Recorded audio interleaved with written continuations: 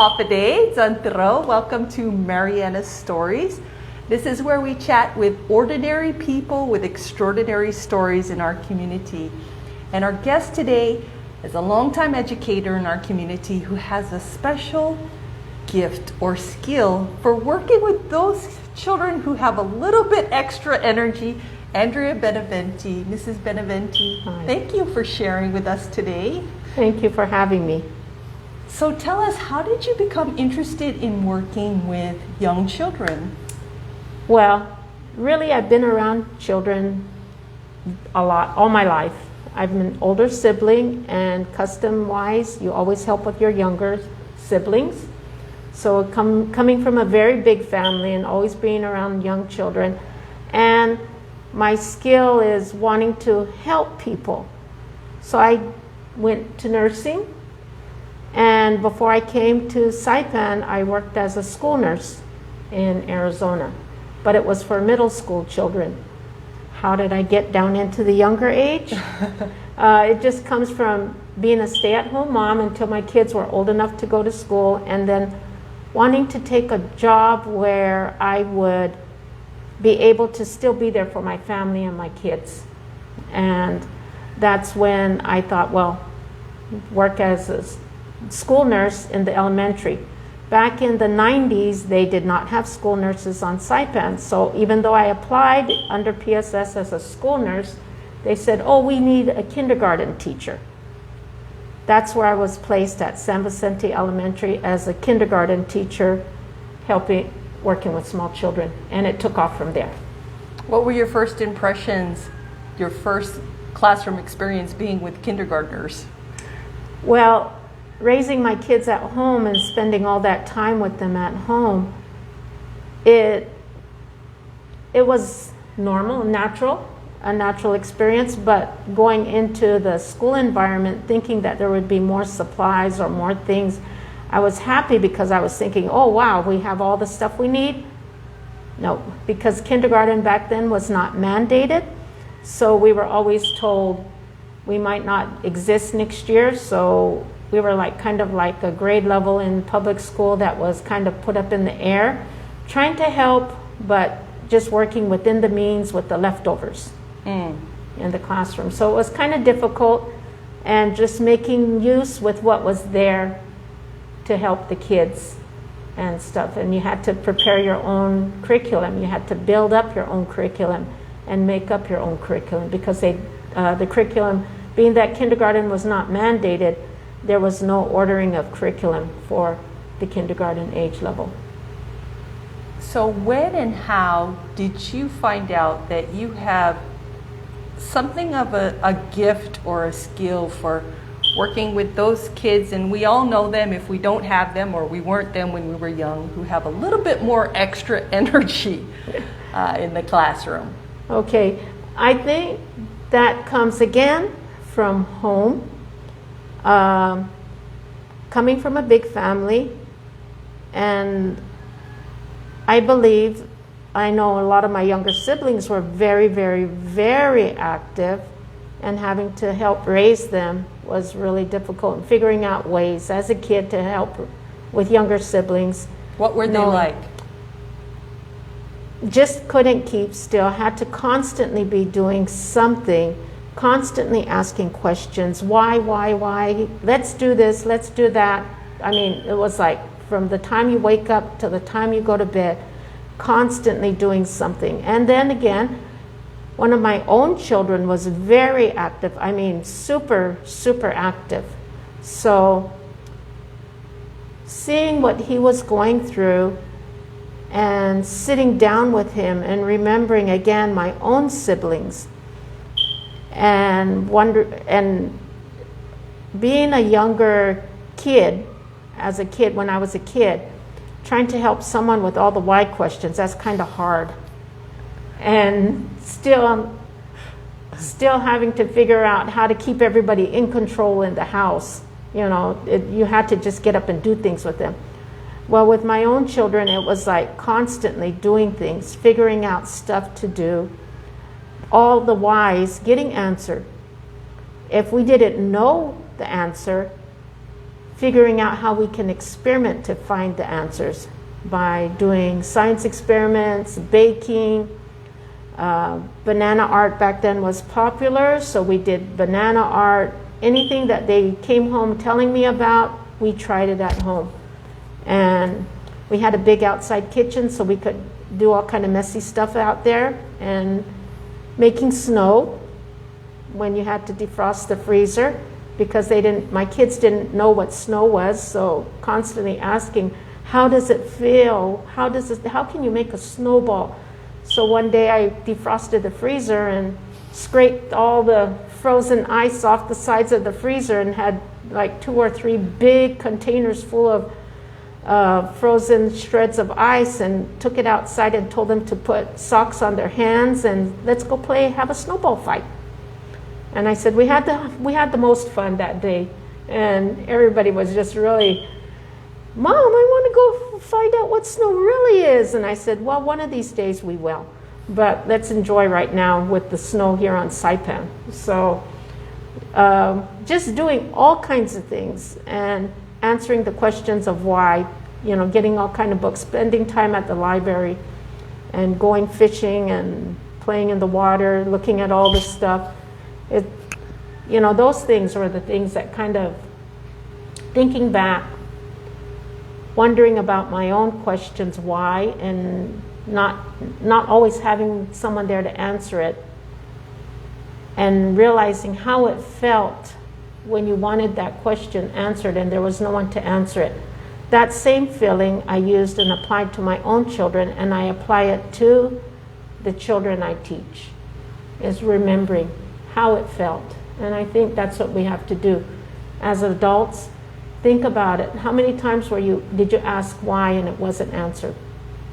Well, I think your creativity in exposing children to a lot of things is kind of evident. We're here in your classroom. There's a lot of things going on, a lot of fun activities that the kids can do. Actually, I remember you and I met because you were teaching Sunday school at church, and I, as a high schooler, was asked to volunteer and help also teach Sunday school. And I remember your child, teaching your child. Yeah. And I really did not understand why they would get up in the middle of story time and walk out of the room to look for Mom. Well, everybody else would be sitting still, and I honestly thought it was just bad behavior, because a lot of times we do think about when kids act this way that they're just quote unquote being bad. But what have you found are the special needs, special approaches that kids who are either have extra energy or perhaps they've even been diagnosed with ADHD, what have you found their special needs are in the classroom? Well, I think their need is to move and to not be reprimanded for it or scolded for it. So with that in thought, as a 4-year-old or a 5-year-old, which I do teach, yes, there is structure. Yes, there is a time period where they have to sit and know how to sit through a story time or sit through a different activity. But if they make it through that short period, and everything's just made in really short period time zones, so that it gives them that opportunity to move. Even when we're singing songs or we're playing games, we do a lot of that. They will be able to move. And when I know that there's an activity that's going to take extraordinarily long, I stop and I say, okay, hands down, put your pencils down, put your crayons down, everybody stand up. And we all stand up and we do a quick stretch and a quick movement, a quick bunny hops, or running in place, and then hands to the sky, touch the ground, reach the stars, left and right, sway like the wind's blowing you away, and come back down. And everybody when they come back down, they're settled again, and they're able to go on and complete the skill. So it's just knowing that and feeling for that child, understanding, because I remember my son, what she experienced, he couldn't keep still. He couldn't manage his time, so it took a lot of teaching him how and the way to go about without just abruptly getting up and stuff. So he had to learn different things to keep him in his place, to help him complete his task, and to still stay within the limits that is not getting in trouble. And I know, like before, it was the custom is that said it's like you were called agogwat. Naughty. Naughty, and you just couldn't hold control yourself and stuff. So it was like we can learn, but it takes time and practice, and that's why teaching 4-year-old and 5-year-old, it's like they're allowed to get up during certain times and move. And I ask them, just let me know where you're going to go, let me know what you need to get, tell me you're done, and I say, okay, you can go get. And I have things in my classroom set up in different areas so that they can go and get what they need to come back to their seat and complete their task. So things are set up so that there is movement in the classroom. There still is structure, and everybody follows. Like we're in this new COVID social distancing. Even in the classroom, there's tape all over the floor, which you can't see, but they know that when they're going to go to a certain station to get something, they wait at that one point until that one child, their classmate, leaves that area and comes back, and then they can go in and get what they need. So everybody learns social distancing skills and still being able to get up and move around within the classroom to complete a task. You know what you were saying about you give them time to, when you can feel maybe the tension building or that they need to stretch, give them time to get up and move their bodies. It's related, I guess, to the different learning styles. You know, some of us learn by reading or visual. Some of us learn by hearing. Some of us learn by moving. It's Right. kinetic. I think they call it Right. kinetic learning. How do you modify or take into consideration the special needs of children like this in trying to help them learn the lesson or help them participate in the group activity, but also knowing that you're really going to have a hard time keeping still? What are some examples of what you might do? Well, if, again, like there's so many things that we do, like say doing the circle time activity, choosing helpers, and depending on the classroom size, how many helpers can come up and stand up and move. And while we're counting, we're always using our fingers and we're always moving while we're doing that. So then there's still movement and they're still able to have the movement that they need to keep going. And the thing with children is a lot of times they're looking for approval, positive approval. And as a teacher, making sure that they learn the skills, learning their numbers, learning their shapes, learning their letters and letter sounds, learning how to write them. There's always that need for that child to hear that positive reinforcement. You're doing good. Keep it up. I know you can. That you're cheering for them. Versus calling them agagwat. Yeah. And it's like, you know that they didn't color within the lines. You know that they didn't cut on the line, but they completed the skill.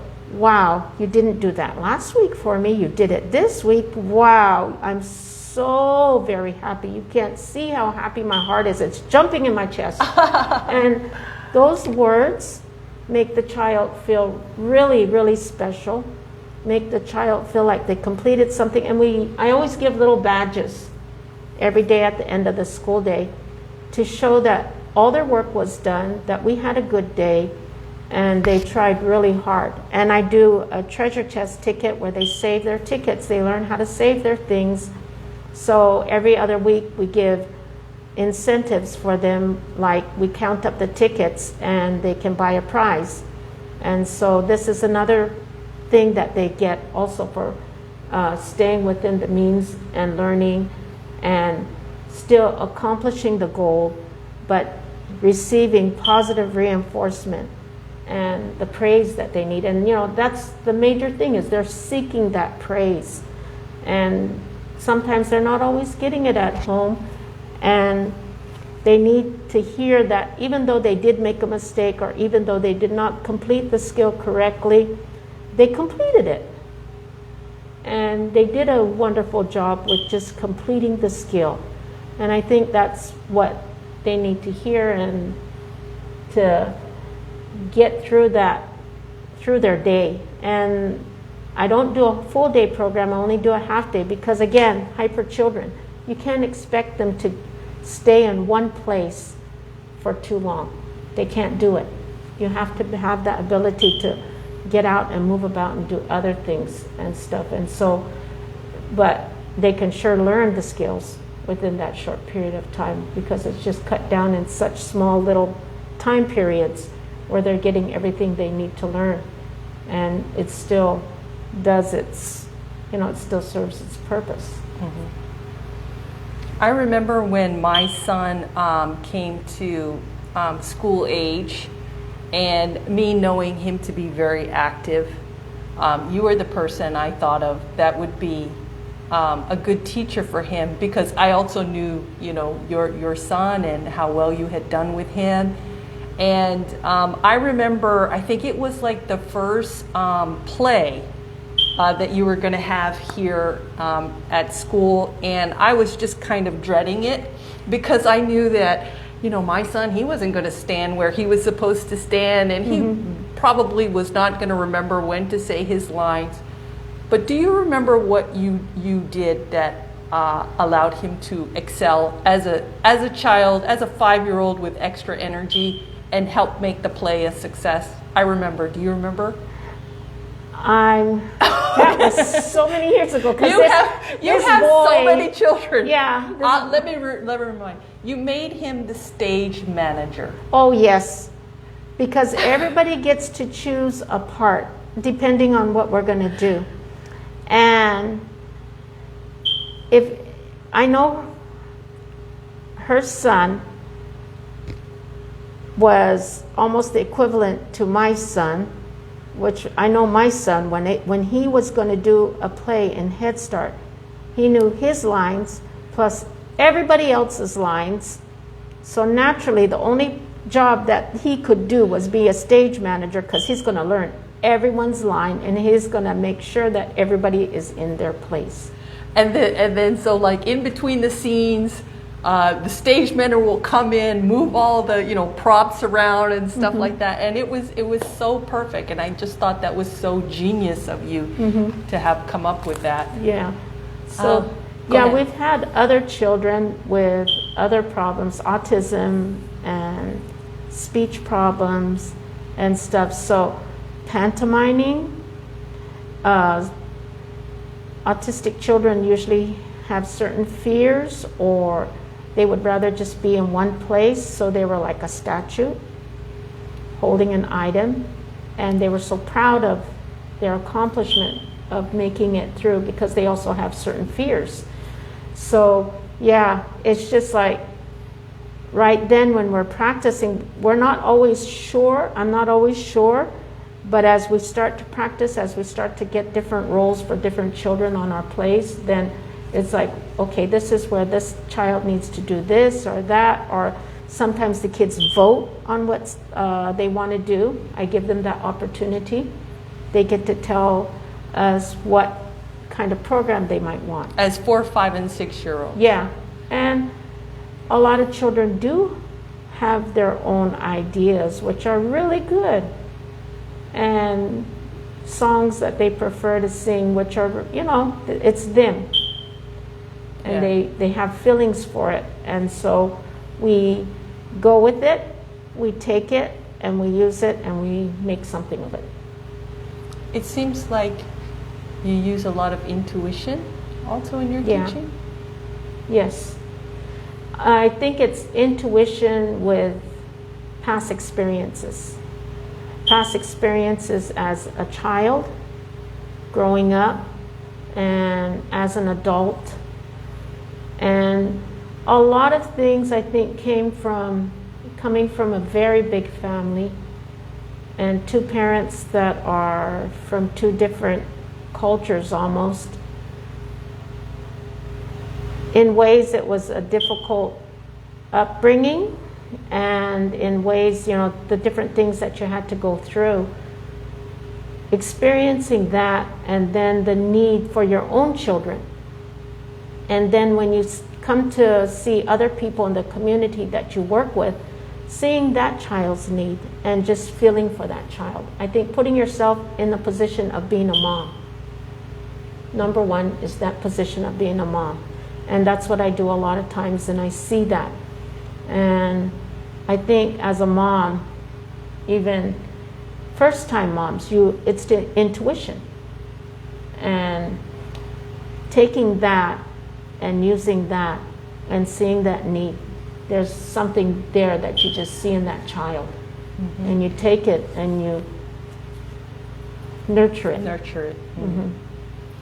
Talking about your family upbringing and your large family, do you feel there's anything you've learned either from your Native American culture or living here in Saipan so long, from the Chamorro or the Carolinian culture, that has guided you or helped you, given you any kind of insight in dealing with or working with children who have hyperactivity? Mm-hmm. I think, because hyperactivity is all the way back into my own family, personal family and stuff. But I'm Native American, but my parents aren't of the same tribe. They're two complete different tribes. My mother is White Mountain Apache and my father is a Hopi Tewa. And the Hopi people are from northern Arizona, and my mom's tribe is from the Mid-East, Arizona. But my parents met in a boarding school in Phoenix, Arizona. So they were people who were taken away from their own tribes and put into a boarding school. Really? Okay, in high school age, okay, not in the elementary age, because my mom was able to go to elementary in her own town up to, I think, was 6th grade. And then she went to a Catholic boarding school for 2 years in California. And then after that, she came back home because she got too lonely. And then for high school, she had to go down to Phoenix, Arizona for her high school years. And my dad he went to elementary up on Hopi Reservation, and the school that was there was a type of boarding school for Native children, but was right there within just a short distance from his town. It was another small town, and he went to elementary level there, and then from there he went to high school down in Phoenix, Arizona also. So that's where they met. So two different complete cultures, two different complete languages. So we were raised speaking English with only learning phrases. And my grandparents from my mom's side went to a boarding school in Oklahoma and went to a Native American college in Oklahoma, and all segregated.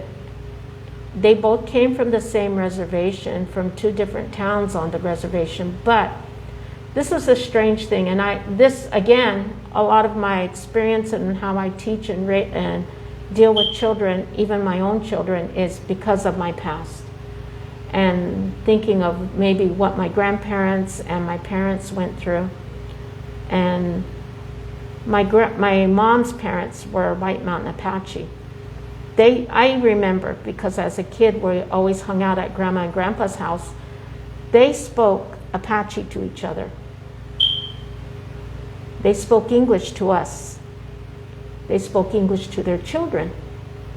My mom had expressed how she never learned Apache from her parents.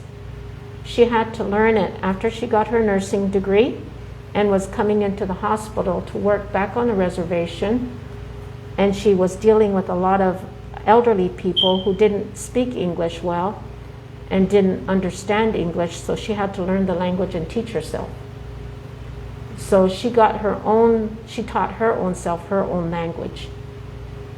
So when you think of that, her parents never taught her, but they could speak it to themselves, each other. But they never taught her English. Apache. Yeah, Apache. And they only spoke English with her. And then my own parents, we only learned phrases from my mom's tongue and from my father's native tongue. And my father took more effort to try to teach us the Hopi way, which is one of the oldest cultures still practicing their religion, their Hopi culture, in the Native American setting in the United States. So he tried to make an effort to teach us some of his things, and he gave us the opportunity to say, if we wanted to follow the old way and be into the Kachina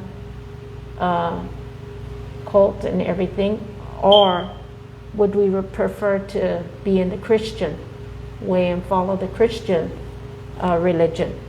And I know that with my mom, it's like everyone was Christian. That's just it. There was no way about it. My grandmother was given that opportunity to make that choice also. And this is the thing with that the Native Americans within our area. I can't speak for other because each tribe is different. Their practices are different. How, when you make that decision, if you're going to follow your cultural way or if you're going to follow the Christian way. And that's through the Bible learning and everything. And the way we had decided was to follow the Christian way. So a lot of our teaching came from the Bible and the typical ways in which to follow what's right and so forth. And then when I met my husband, the similarities of his Chamorro culture, in some ways it kind of complemented each other. Mm-hmm. All cultures coming together to formulate. And what we chose for our own children is, again, to teach them the Christian way and part with some of the cultural way in which they do on Saipan, like the showing respect to your elders and showing, doing different things culturally which is appropriate, mm-hmm. following through with those things. Mm-hmm. And with the way I was brought up, the expectations of the women and the expectations of the men, how to raise the women and how to raise the men. And that's, you know. What would you say is like from your mother and father's cultures, the approach to child rearing? Well, it was very disciplined for us. We were very disciplined, very structured expectation-wise, because understanding that even my parents, as the way they raised us culturally, there was not really, we were taught different things from each other's culture, but with my mom, it was nothing of the culture. With my father, maybe there were some things expected of us, what things that the women, because with my father's culture, the women were the matriarchs.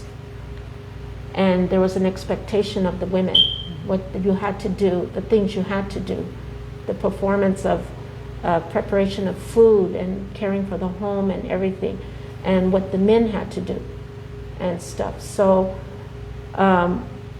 you saw it in the way my father expected certain things, and he had expressed to my mom the expectation of what she was supposed to teach the girls, and me being the oldest girl, the expectation of what I should learn as an older girl, because as the older woman in the house, you eventually become the matriarch. Mm-hmm. And so there was the high expectation of things that you were supposed to do and learn, and what was expected of you. And whereas the men, what the boys were supposed to do, and our house was full of boys. There was like 6 boys, and there was only 2 of us girls. So it's like very unfair. So, but just what they have taught us and everything, I think that's where a lot of what I do stems from. I hear it on my father's side a lot, because his oldest sister was the one who had told me things before I had come to Saipan. The expectation of my role coming to Saipan. And so I still hear her words in me. Sounds like there's a lot of similarities between the culture and the local culture. Yeah, and you see it because you hear about it. I've heard when I came to Saipan, Mr. Benavente and meeting the family and the expectations and the different ones that told you what the customs of what you're supposed to do and everything. So yeah, there you see it merge and everything. Well, after 25 years experience teaching young children, could you offer any words of encouragement or advice to parents who have children with extra energy? I mean, all children are energetic, right. But those of you that have children with extra energy, I think you know what we're talking about here. But any words of advice or encouragement? Well, again, I'm going to take back to being a mom.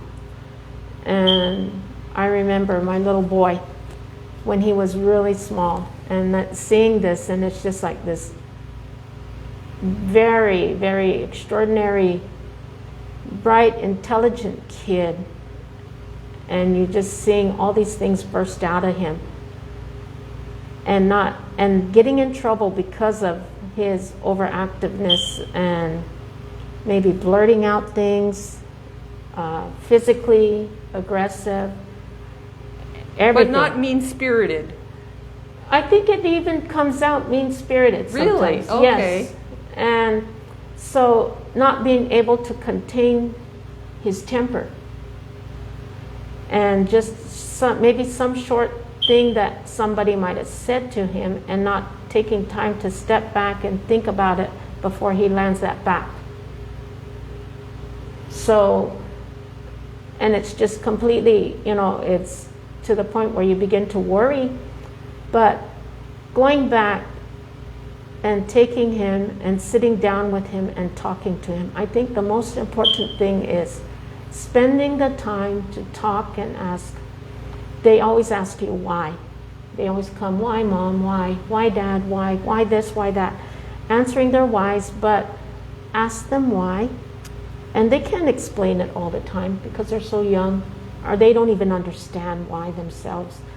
But to ask them to express it to you, because I remember one time I asked him, I said, David, why do you come out and do, aggressively, act aggressive, and what makes you blow up or what makes you lose control? And his words was, I don't know, Mom, I just feel a hot ball in my stomach, and it comes up all the way into my chest, and it explodes. And I said, wow. And I said, do you feel this every time you get upset? He goes, almost every time. And I said, okay, so we need to work on that. We need to figure out something. Once you start to feel that hot ball working up in your stomach, we need to figure out what we can do to settle it down. So just having that time to talk to them, having that time to listen to their explanation, trying to figure out ways to help and do things. And they're always full of energy. We got to you got to give up a lot. Put it to good use. You got to give up a lot, really, you do. And you're a 100% parent. Just give up of everything. And I remember one of my prayers is, God, it's not for me, it's not for anyone, it's only for you. this little thing was given to me only as a temporary, and eventually they're going to be given back to you to do what you want them to do in the world. And I'm only a temporary helper. Help me. My prayer was always, help me, God, to teach them and help them. And it all goes back to my faith and just asking, stepping back, asking and remembering again when I was small what I always wanted. Because my mom worked every day. She was a nurse, morning shift, evening shift, night shift. My dad worked really hard. So Dad took care of us when Mom was at work at night. And sometimes Mom would be at work all day, too tired to do anything when she came home with the kids. My dad did a lot with us when we were kids, to play with us outside and everything. But remembering how I felt when Mom was off for a day and then coming home and seeing cookies baked and smelling it and everything, and it was such a rarity. And then having dinner ready by 4, oh wow, and sitting down for dinner as a whole family, which was always a necessary thing in our family. All of us sitting down one time to eat at the table, and then getting up and having that family time was very important. Dinner time, and I brought that to my own home. Mealtime was so important. We always sat together at breakfast, lunch, and dinner. And always, I had said, when I have children, I am not going to work.